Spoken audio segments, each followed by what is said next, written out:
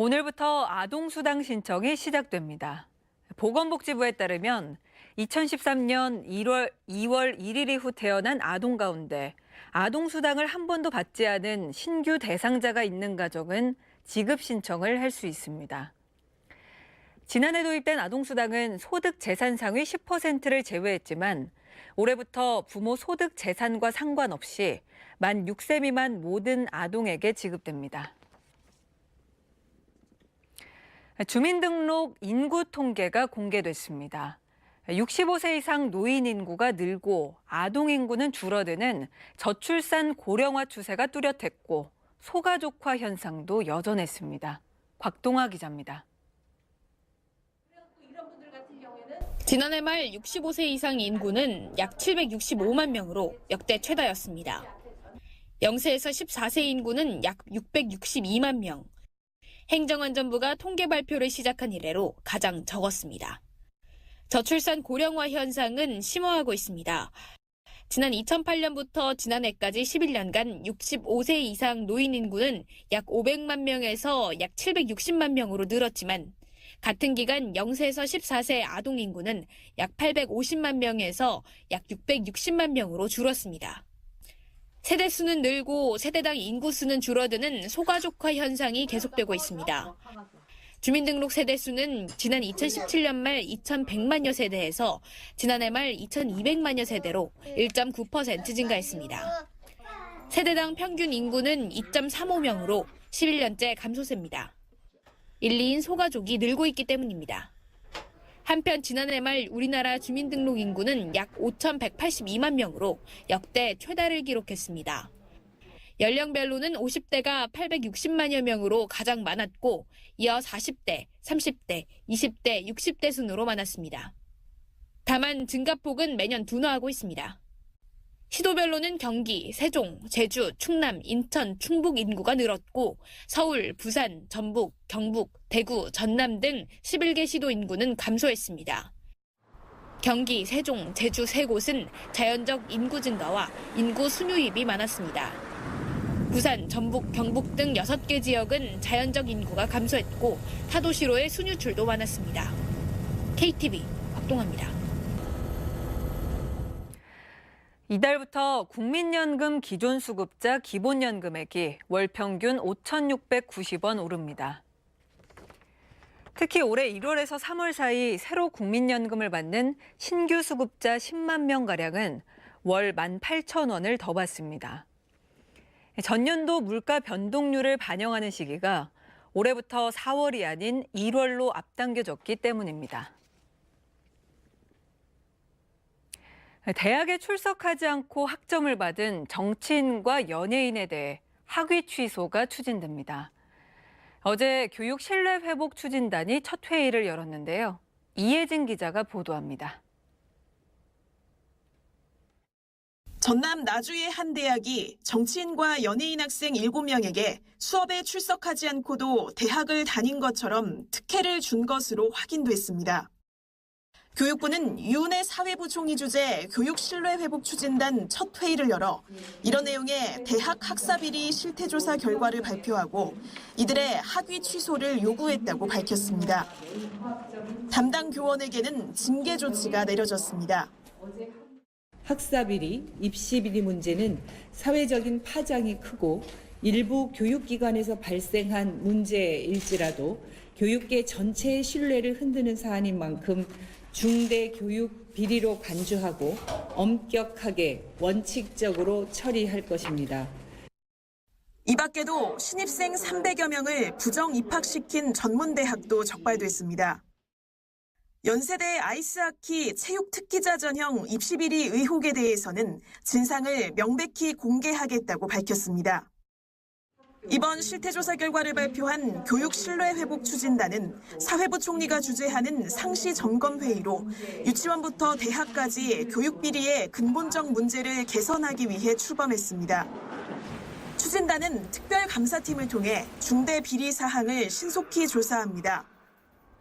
또 국민이 편리하게 이용할 수 있도록 공익신고 창구를 하나로 통합하고 공익신고자 보호 강화 방안을 지속 논의해 교육비리 제보를 활성화할 방침입니다.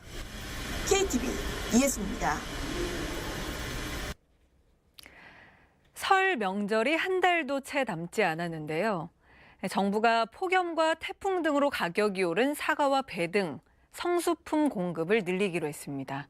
김유영 기자입니다. 다음 달 설 명절을 앞두고 농림축산식품부는 설 성수품 수급 상황이 전반적으로 양호하다고 밝혔습니다.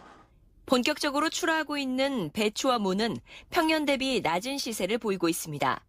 반면 사과와 배는 지난해 빈번한 이상기상으로 생산량이 감소해 사과는 10kg에 31,000원, 배는 15kg에 48,000원으로 평년 대비 소폭 높은 가격이 전망됩니다. 소고기와 돼지고기, 달걀은 원활한 출하로 가격 안정세를 보이고 있지만 닭고기는 소비자 가격이 5,400원으로 평년 대비 3.1% 상승했습니다. 대추는 폭염에 따른 생산량 감소 영향으로 평년보다 가격이 높습니다. 정부는 10대 성수품 공급량을 평시보다 1.4배 늘려 공급하기로 했습니다. 과일은 중과와 소과로 구성된 알뜰 선물 세트를 지난해보다 40% 늘린 총 7만 세트를, 축산물은 10만 원 이하 실속형 한우 한돈 8천 세트를 공급합니다. 또 직거래 장터와 농협, 산림조합 직매장 등을 통해 성수품을 10에서 50% 저렴한 가격에 판매해 장바구니 부담을 덜어줄 계획입니다. 농림축산식품부는 설을 앞둔 3주 동안 민관합동 설 성수품 수급 안정 대책반을 가동합니다. 성수품 유통 시기를 고려해서 특별사법 경찰관과 명예감시용 등 500개 반 4,100여 명의 인력을 동원해서 부정유통행위를 집중적으로 단속해 나갈 계획입니다. 정부는 비축해둔 수산물 7,563톤도 방출합니다. 명태 5,739톤을 비롯해 오징어와 갈치, 고등어, 참조기 등을 전국 주요 전통시장에 우선 공급합니다. 비축 수산물은 시중 가격보다 10에서 30% 할인된 가격으로 판매할 예정이어서 소비자들의 부담을 크게 줄일 것으로 기대됩니다. KTV 김유영입니다. 문재인 대통령의 새해 첫 현장 방문은 창업 지원 공간이었는데요. 정부의 올해 창업 지원 정책을 정리해봤습니다. 문기혁 기자입니다. 문재인 대통령은 새해 첫 현장 방문으로 아이디어를 실제 제품으로 만들 수 있게 3D 프린터 등을 갖춘 메이커 스페이스를 찾았습니다.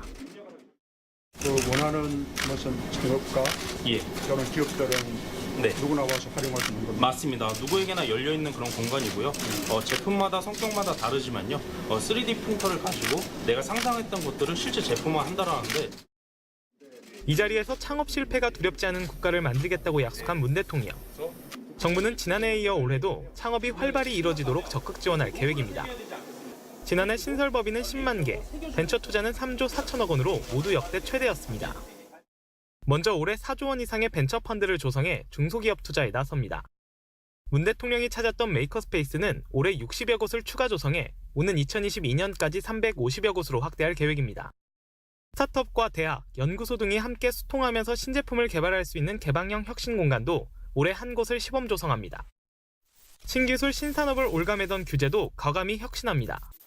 오는 17일부터 새로운 기술이나 산업의 규제를 일정한 조건 아래 면제 유예해주는 규제 샌드박스를 시행합니다. 창업부터 그 이후까지 전 단계를 돕는 청년 창업 사관학교는 올해 922억 원 규모로 운영해 1000팀을 지원합니다. 부동산 앱 직방, 토스 등이 청년 창업학교를 통해 성장한 대표적인 기업들입니다. 정부는 이 밖에도 청년 창업기업의 세금 부담을 낮추고 연대보증 폐지, 채무조정 등을 통해 실패해도 다시 재기할 수 있는 발판을 마련해줄 예정입니다. KTV 문기혁입니다. 올해는 3.1운동과 대한민국 임시정부 수립 100주년을 맞는 해인데요. 이를 기념해 국가보훈처가 안중근 의사 유해 남북 공동 발굴 등 다양한 사업을 추진하기로 했습니다. 최영은 기자입니다. 국가보훈처가 올해 26개 사업 추진 계획을 발표했습니다. 먼저 남북이 손을 잡고 안중근 의사 유해 발굴에 속도를 내기로 했습니다. 안 의사 유해가 묻힌 곳으로 추정되는 곳은 크게 3군데로 여순감옥 묘지와 원보산 지역, 중국이 지난 2008년 단독 발굴을 시도했던 여순감옥 박물관 부지 등입니다. 지난 2005년부터 2007년까지 남북 공동조사단을 구성해 현지 조사 등을 진행했던 사례가 있었던 만큼 이번 공동 발굴에 대한 기대감이 높아지고 있습니다.